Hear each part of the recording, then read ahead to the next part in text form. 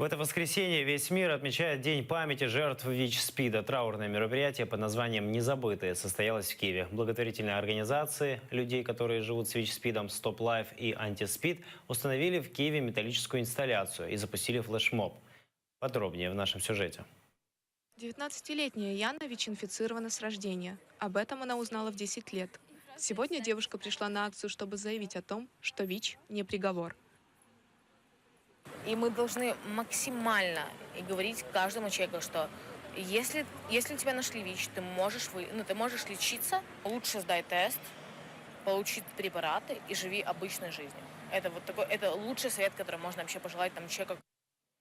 Акция «Не забудьте» посвящена Дню памяти жертв ВИЧ-СПИДа. Состоялась она у Киевского мемориала «Червона стрічка». Там установили металлические инсталляции, символизирующие умерших от СПИДа. Но и в Украине это тоже часть всемирного движения, когда мы собираем всех участников процесса остановки эпидемии СПИДа, чтобы вспомнить тех, кого мы потеряли. Сегодня мы развезем эти силуэты в метро, троллейбусы, маршрутки. Мы хотим, чтобы эти люди побыли рядом с другими людьми, как символ памяти того, что мы потеряли. Особисто для мене це не просто звичайний день. В цей день ми згадуємо тих людей, яких ми втратили дійсно від цієї, скажімо так, хвороби, яка на сьогоднішній день вже не є страшною чи смертельною. Кроме того, киевские организации, борющиеся против эпидемии ВИЧ-СПИД, запустили флешмоб в социальных сетях.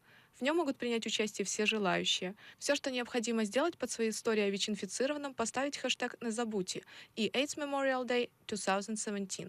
Катерина Буцхикидзе, Диана Матвиев, Заман, АТР.